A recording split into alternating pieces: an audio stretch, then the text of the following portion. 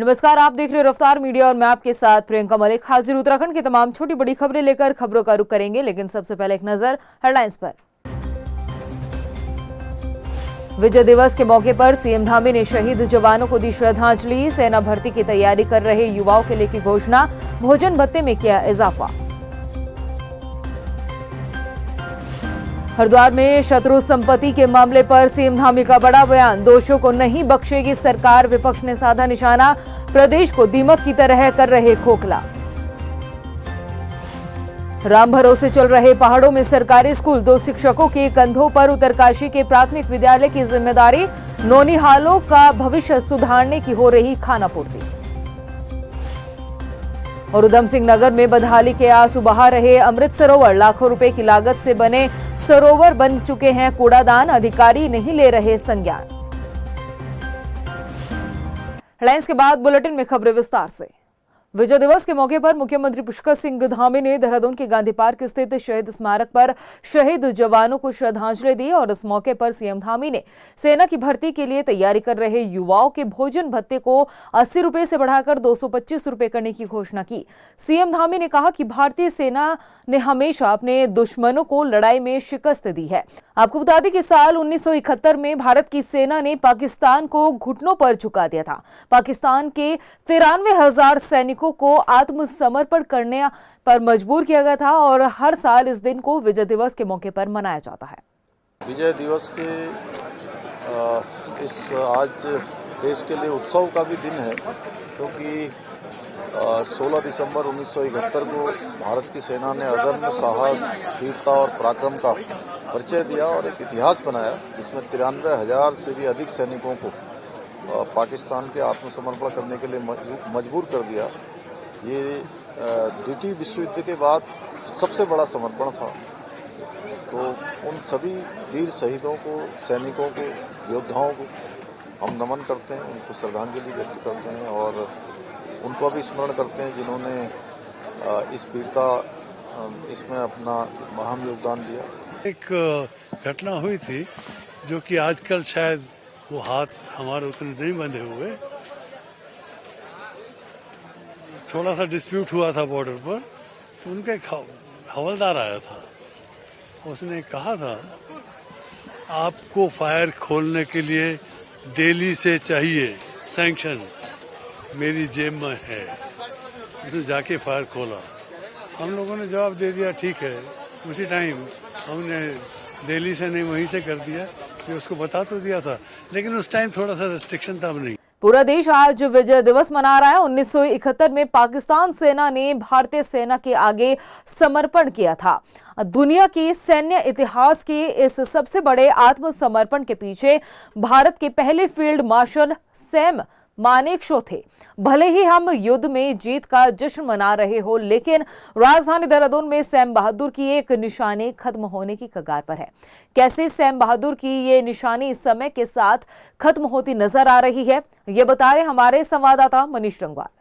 पूरा देश आज जो है वो विजय दिवस के रूप में मना रहा है और ये विजय दिवस हम इसलिए मना रहे हैं क्योंकि आज के दिन ही 1971 में जो है वो भारतीय सेना ने पाकिस्तान के साथ जो युद्ध हुआ था उसमें कहीं ना कहीं पाकिस्तान की सेना को घुटनों पर ला खड़ा कर दिया था और पाकिस्तानी सेना ने जो है वो आत्मसमर्पण कर दिया था। लेकिन भारत पाकिस्तान का जो 1971 का युद्ध हुआ था और उसके बाद जो है वो बांग्लादेश जो है वो एक देश बना था और उसके पीछे जो सबसे बड़ी वजह थी, जिन्हें फील्ड मार्शल का पहला तमगा भी दिया गया था, सैम मानेकशॉ थे और उन्हीं की एक ऐसी निशानी से हम आज आपको रूबरू करने जा रहे हैं कि भले ही आज पूरे धूमधाम से जो है वो पूरे देश में विजय दिवस मनाया जा रहा हो, लेकिन ये सैम बहादुर की वो निशानी है जो पूरी तरीके से आपको दिख रही होगी कि खंडर में ये कहीं ना कहीं तब्दील जो है वो नजर आ रही है, क्योंकि स्कूल की जो नींव यहाँ पर जो है वो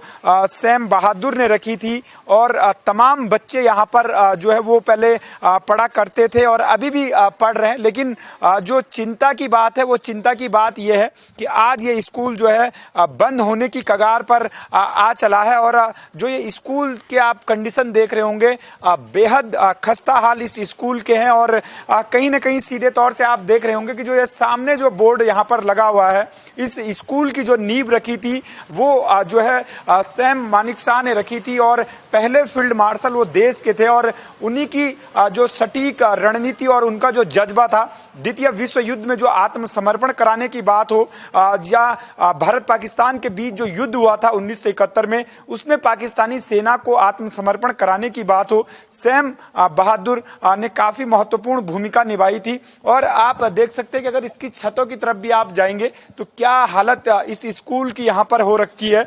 और बताया यह जा रहा है कि पहले ये जो गोरखा जो ट्रेनिंग सेंटर के रूप में ये स्कूल था और जब इस क्षेत्र में स्कूल की आवश्यकता को महसूस किया गया कि वास्तव में यहाँ पर शिक्षण संस्थान होना चाहिए, जो बच्चे यहाँ पर पढ़ना चाहते हैं शिक्षा के लिए उन्हें दूर न भटकना पड़े, वो यहाँ पर सैम बहादुर ने उनके लिए सोचा। भविष्य के नींव यहाँ पर कहीं ना कहीं बच्चे यहाँ पर पढ़े, आगे बढ़े और भविष्य की नींव यहाँ पर देश के लिए तैयार हो, उसके लिए स्कूल खोला गया था। लेकिन आज जो ये है वो कहीं ना कहीं स्कूल बंद होने की कगार पर है। सबसे पहले मैडम हमारे साथ है, थोड़ा सा उनसे जानते हैं। मैडम, क्या कुछ इतिहास आप देखते हैं इस स्कूल का रहा है, कितने बच्चे यहाँ पर पहले पढ़ते थे, सैम बहादुर के नाम पर जो ये स्कूल है क्या आज बंद होने की कगार पर है, क्या इसकी वजह आप मानते हैं?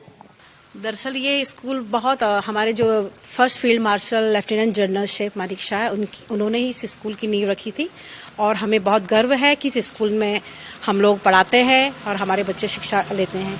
लेकिन कुछ फाइनेंशियली कंडीशन के कारण, आर्थिक परिस्थिति के कारण इस स्कूल की मेंटेनेंस नहीं हुई।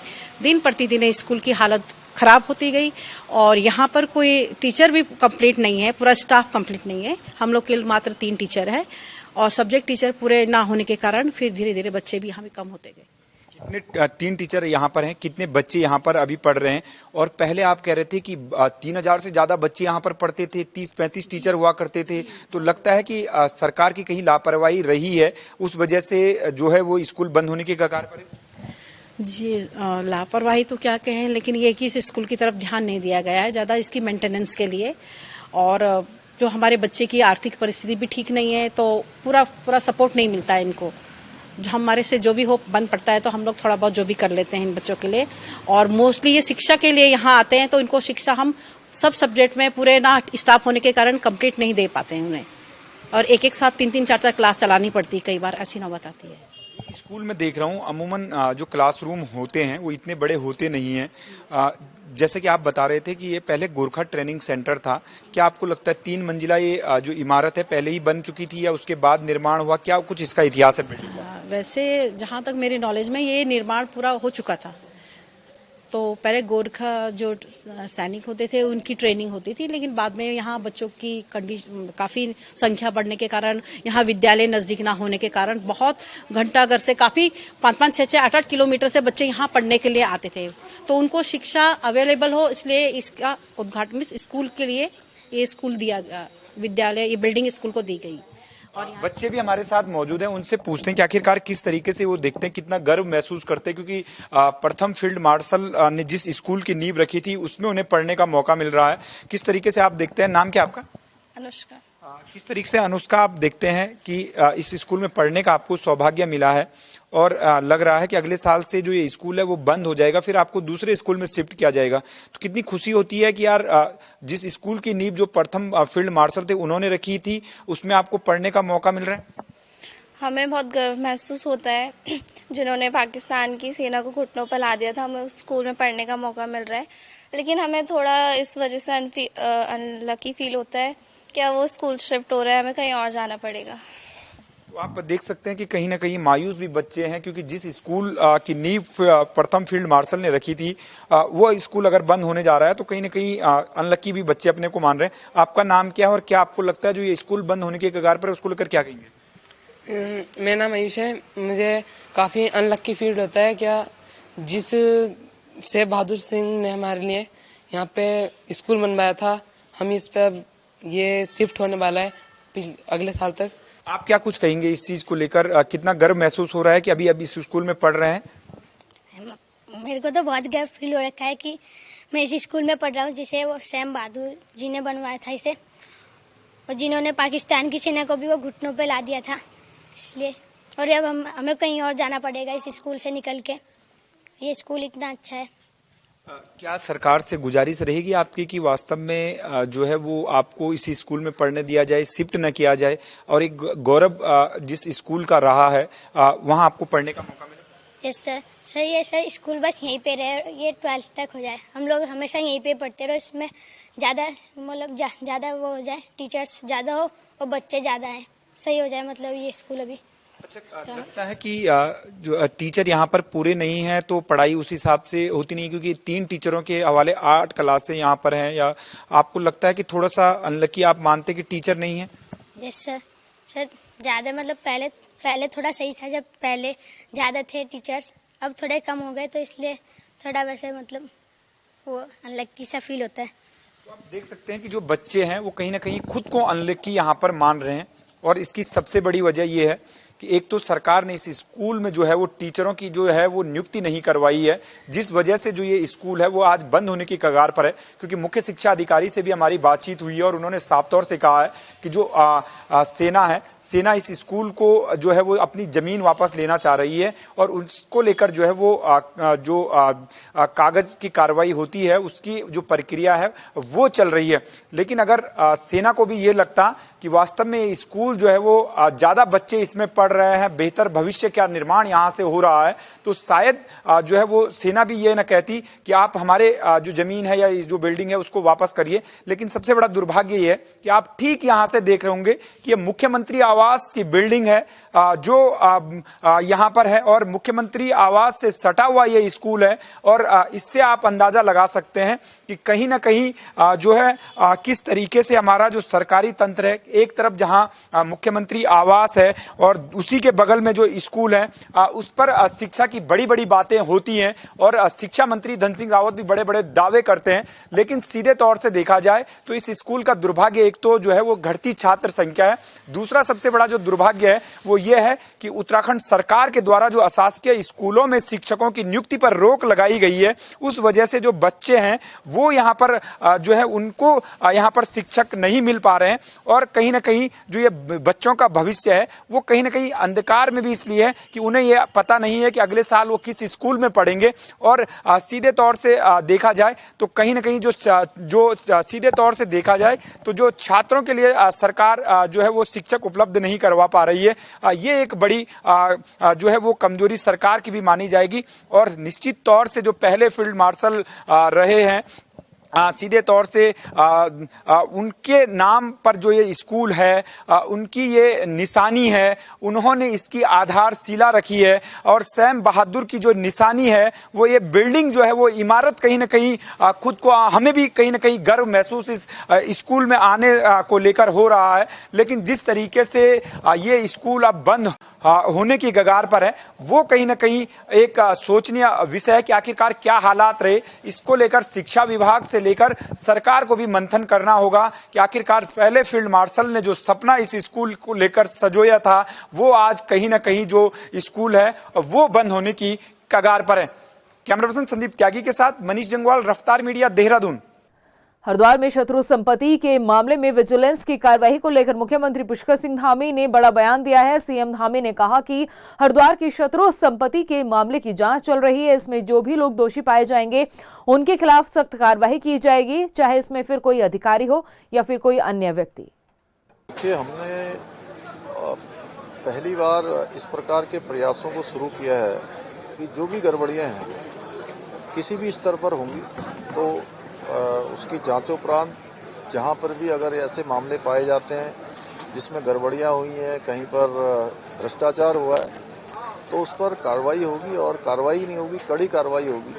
आप शुरू से लेकर अभी तक देख रहे होंगे जितने भी मामले आए हैं, चाहे वो रजिस्ट्री का मामला हो, चाहे वो भर्तियों का मामला हो, या कहीं पर भी घूस लेने का मामला हो, सब पर हमने कार्रवाई की है और सबको साफ संदेश भी दिया है कि नीचे के स्तर पर कहीं पर भी अगर इस प्रकार की गड़बड़ियां हमारे समक्ष आएंगी तो निश्चित रूप से उस पर कार्रवाई होगी। वहीं लोक सेवकों के द्वारा हरिद्वार में शत्रु संपत्ति को खुर्द-बुर्द किए जाने के मामले के बाद अब विपक्ष ने भी सरकार पर निशाना साधा है। कांग्रेस की मुख्य प्रदेश प्रवक्ता गरिमा दसोनी ने कहा कि राज्य में जिन सेवकों के ऊपर सुरक्षा या विकास का जिम्मा है वो ही दीमक की तरह प्रदेश को खोखला करने में जुटे हैं और राज्य सरकार को ऐसे भ्रष्ट अधिकारियों पर सख्त कार्रवाई करनी चाहिए। जो कार्रवाई करने वाले हैं उन पर कौन कार्रवाई करेगा, क्योंकि हर एक के ऊपर कोई ना कोई बैठा हुआ है। अगर नीचे वाला कोई चीज खुर्द-बुर्द कर रहा है तो ऊपर वाला क्या कुर्सी गर्म करने के लिए नियुक्त किया गया है? ये जो एसडीएम और तमाम लोग अधिकारी उसमें संलिप्त पाए जा रहे हैं, उनके सीनियर्स क्या कर रहे थे? यानी कि कोई मॉनिटरिंग एजेंसी इस प्रदेश के अंदर नहीं है। जिसकी मर्जी जितना खाओ पहले आओ पहले पाओ का हिसाब किताब चल रहा है। यहाँ एक अराजकता देखने को मिल रही है, जंगल राज देखने को मिल रहा है यहाँ कि अधिकारी जो है वो नेताओं पर लांछन लगा रहे हैं, नेता अधिकारी पर लांछन लगा रहे हैं और बीच में अधर में लटका हुआ है त्रिशंकु की तरह उत्तराखंड। वहीं हल्द्वानी से एक चौंकाने वाला मामला सामने आया। यहां बाल सर्वेक्षण गृह की एक बालिका के यौन उत्पीड़न का मामला देखने को मिला है। आरोप है कि सर्वेक्षण गृह की 2 महिला कर्मचारियों ने ही बालिका का यौन उत्पीड़न करवाया। ये दोनों महिलाएं अक्सर बालिका को बाहर लेकर जाती थी। इस पूरे मामले में बाल कल्याण समिति के सदस्य रविंद्र रोतेला की तहरीर पर मुकदमा दर्ज कर लिया गया है। मानसिक चिकित्सक डॉक्टर युवराज पंसर को दिखाया था तो उन्होंने कहा कि ये थोड़ा मानसिक तनाव में है, डिप्रेशन में है, तो इनकी काउंसलिंग वगैरह चल रही थी। कौन से कमरे में चल रही थी? शारीरिक शोषण उसके साथ हुआ है? नहीं, यहाँ पे अस्पताल में सर, तो वहाँ पे डॉक्टर के पास ही भेजा गया है उसको, तो वहाँ पे कैसा? तो वो 2 महिलाएं कर्मचारी हैं? Yes sir. तो कमरे में क्यों ले जाती थी? आपको बताया होगा क्यों ले जाती थी? सर इनको तो अस्पताल ले जाया जाता था। अस्पताल में जो डॉक्टर का कक्ष है वहाँ पे ले जाया जाता था। आरोप है मैम? सर ये तो जब जांच होगी सर उस पर सत्यता आएगी ना। हम लोगों की नॉलेज में आई थी कि नारी निकेतन जो बाल संप्रेक्षण गृह है वहाँ पर एक बच्चे ने वहाँ के स्टाफ पर दुर्व्यवहार की कुछ शिकायतें करी हैं और गंभीर आरोप लगाए हैं, जिसमें शोषण के संबंध में भी आरोप लगाए गए हैं। कल रात को ही हमारी टीम वहाँ चली गई थी और सभी जो सक्षम अधिकारी हैं उनकी उपस्थिति में बालिका के बयान वगैरह लेकर जो एफआईआर है संबंधित दोषियों के विरुद्ध वो दर्ज कर ली गई है। अभी पुलिस आगे की इन्वेस्टिगेशन कर रही है। वहीं हल्द्वानी के संरक्षण गृह में रह रही नाबालिग के साथ हुए दुष्कर्म के मामले पर महिला एवं बाल विकास मंत्री रेखा आर्या ने संज्ञान लिया है। इस मामले में मंत्री ने एक अधिकारी को निलंबित करते हुए 2 सदस्य समिति का गठन कर मामले में जांच के आदेश दे दिया है। अखबार के माध्यम से ही संज्ञान में आया और उसका संज्ञान लेते हुए जनपद स्तर पर विभाग के अधिकारियों द्वारा या विभाग के कर्मचारियों द्वारा किस प्रकार की लापरवाही बरती गई है उसके लिए एक जांच कमेटी बना दी गई है और जांच कमेटी में मोहित चौधरी जो कि चीफ प्रोबेशन अधिकारी हैं उनको जांच अधिकारी बनाया गया है। साथ ही अंजना गुप्ता जी को उनके साथ रखा गया है और 2-3 दिनों के अंतर्गत ही विभागीय स्तर पर हुई त्रुटियां या उस बालिका के द्वारा जो आरोप लगाए गए हैं उसकी समीक्षा करना, उसकी जांच करना, उन और अधिकारियों की या कर्मचारियों की भूमिका को देखना, ये विशेषतः जो है जांच का महत्वपूर्ण हिस्सा है। वहीं कांग्रेस की मुख्य प्रवक्ता गरिमा दसोनी ने हल्द्वानी में बढ़ रहे अपराध को लेकर राज्य सरकार पर निशाना साधा है। कांग्रेस प्रवक्ता ने कहा कि पिछले 4 महीने में हल्द्वानी के भीतर 3 महिला अपराध सामने आ चुके हैं,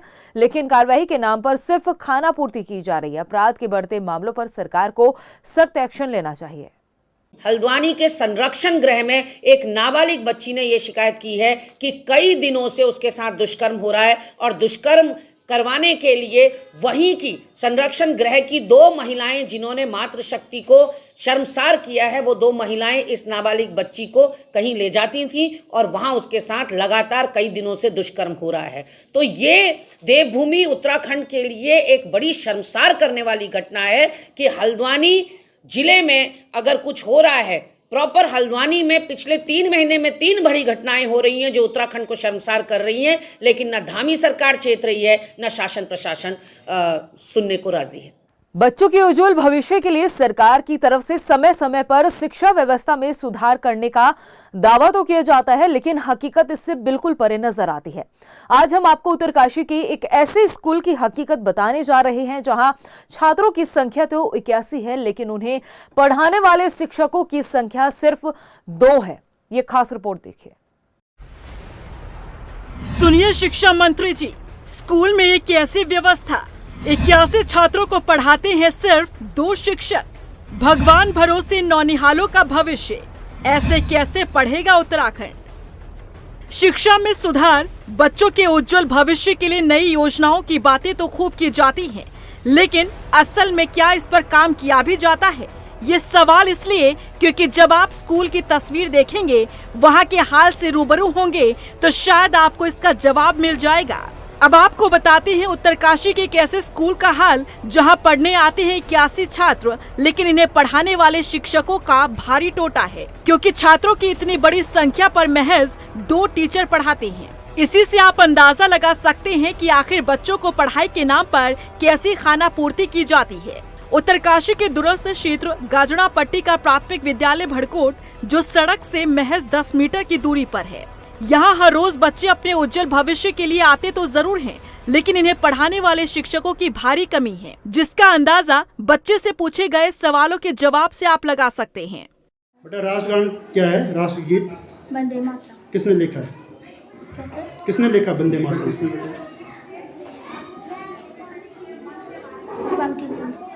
देश के प्रथम प्रधानमंत्री का नाम? नरेंद्र मोदी। देश के प्रथम प्रधानमंत्री, चलो वेरी गुड। वर्तमान अभी कौन है प्रधानमंत्री? राष्ट्रपति का नाम? श्रीमती द्रौपदी मुर्मू। कितने टीचर हैं आपके? कैसे पढ़ाते हैं? क्या क्या पढ़ाते हैं आपको?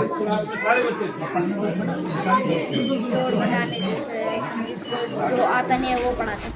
वहीं जब शिक्षकों की कमी को लेकर सवाल पूछा गया, तो स्कूल की जिम्मेदारी संभाल रहे प्रधान अध्यापक ने भी इस बात को कबूल किया और बताया कि महज 2 टीचर्स 81 बच्चों को पढ़ाने के लिए मजबूर हैं। बच्चों का अलग अलग ग्रुप बनाया जाता है ताकि 2 टीचर्स ही 81 बच्चों को पढ़ा सके। तो फिलहाल यहाँ पे वर्तमान में अभी 81 छात्र संख्या पे 2 ही टीचर हैं ना, जबकि आरटी का रूल है कि कम से कम 100 बच्चों पे 3 टीचर होने चाहिए।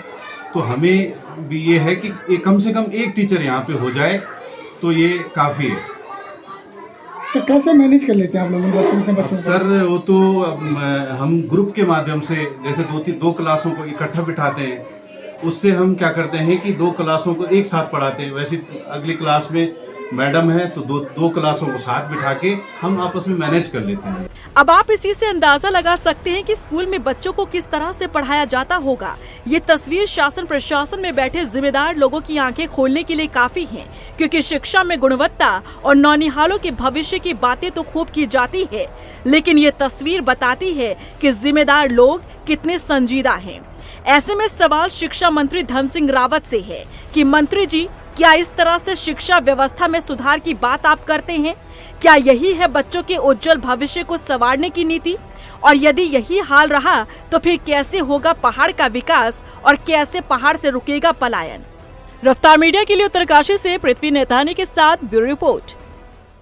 उधम सिंह नगर में बिराई ग्राम के सुंदरपुर और पीपलिया में 1 साल पहले तैयार किए गए अमृत सरोवर बदहाली के आंसू बहा रहे हैं। आपको बता दें कि सुंदरपुर में 2.5 एकड़ जमीन पर 17,70,000 रुपए की लागत से अमृत सरोवर बनाए गए थे। वहीं पीपलिया में लगभग 3 एकड़ जमीन पर 23 लाख रुपए की लागत से सरोवर को तैयार किया था, लेकिन रखरखाव न होने की वजह से तालाब कूड़ेदान में तब्दील हो गए हैं। कार्य जिस संस्था को दिया गया, पता नहीं कौन सी संस्था है, क्या है, ये तालाब अभी इसका काम संपूर्ण किया है, लेकिन इसमें इतनी झाड़ी जंगल आदि घिरी हुई है, चारों ओर से आबादी भी है साइड में, तो इसकी जो है तारबाड़ होनी चाहिए। और एक बार जो भी अधिकारी है इनके देखने वाले, उनको एक बार आके देखना चाहिए। लेकिन अगर कहीं पर ऐसी बात है, किसी गांव पंचायत में कोई फंड नहीं है उसके मेंटेनेंस का, उसके लिए भी हम लोग प्लान तैयार करा रहे हैं, क्योंकि जो पैसा पहले दिया गया उसके बाद संभवतः जो मेरी जानकारी में है कि ग्राम पंचायतों को इसको मेंटेन करने के कोई अलग से बजट नहीं है, लेकिन उसकी हम लोग प्लानिंग कर रहे हैं और बहुत जल्दी ही जितने अमृत सरोवर पूरे जनपद में बनाए गए थे उनके ओएनएम का मेंटेनेंस का एक प्लान हम लोग तैयार करके उस हिसाब से काम कराएंगे। वहीं राजधानी देहरादून के रिलायंस शोरूम में हुई डकैती मामले में शामिल मुख्य आरोपी प्रिंस कुमार ने कई राज उगले हैं। एसएसपी अजय सिंह ने कहा है कि आरोपी ने बताया कि उन्हें घटना को अंजाम तक पहुंचाने के लिए 5 से 6 लाख रुपए तक दिए जाते हैं। पुलिस के मुताबिक आरोपी महाराष्ट्र के रिलायंस ज्वेलरी शोरूम में हुई लूट में भी शामिल था। एसएसपी ने बताया कि पुलिस की कोशिश है कि जल्द से जल्द इनके गैंग लीडर तक पहुंचा जाए। और हमारी डकैती में ये प्रकाश में आने के बाद इस पर 2 लाख का इनाम भी पुलिस मुख्यालय द्वारा डीजीपी महोदय द्वारा किया गया था, इसकी गिरफ्तारी हुई है। तो देखा जाए जिस तरह से अदर स्टेट्स की घटनाओं को अगर हम एनालिसिस करते हैं और अपने स्टेट की घटना को एनालिसिस करते हैं, उस हिसाब से हमारी टीम ने काफ़ी अच्छे तेज़ी से इसमें काम करते हुए पूरी तह तक इसमें नाम के साथ साथ गिरफ्तारियाँ भी की हैं। अब जो अगला हमारे पास टास्क है वो कहीं ना कहीं गैंग लीडर तक पहुंचना है। गैंग लीडर से पहुंचने के बीच की जो अभी 2 अभियुक्त फरार चल रहे हैं, इसमें अविनाश और राहुल नाम के, इनकी गिरफ्तारी सुनिश्चित करनी है और साथ ही साथ इसका जो माल रिकवरी का कहां पर गया हुआ है, किस माध्यम से किस जगह पहुंचा है, उसके बारे में बरामदगी के प्रयास करने। प्रदेश की खबरों में इतना ही, फिर हाजिर होंगे कुछ खास खबरों के साथ। तब तक के लिए मुझे दे इजाजत, नमस्कार। विजय दिवस के मौके पर सीएम धामी ने शहीद जवानों को दी श्रद्धांजलि। सेना भर्ती की तैयारी कर रहे युवाओं के लिए की घोषणा, भोजन भत्ते में किया इजाफा। हरिद्वार में शत्रु संपत्ति के मामले पर सीएम धामी का बड़ा बयान, दोषियों को नहीं बख्शेगी सरकार, विपक्ष ने साधा निशाना, प्रदेश को दीमक की तरह कर रहे खोखला। राम भरोसे चल रहे पहाड़ों में सरकारी स्कूल, 2 शिक्षकों के कंधों पर उत्तरकाशी के प्राथमिक विद्यालय की जिम्मेदारी, नौनिहालों का भविष्य सुधारने की हो रही खानापूर्ति। और उधम सिंह नगर में बदहाली के आंसू बहा रहे अमृत सरोवर, लाखों रुपए की लागत से बने सरोवर बन चुके हैं कूड़ादान, अधिकारी नहीं ले रहे संज्ञान।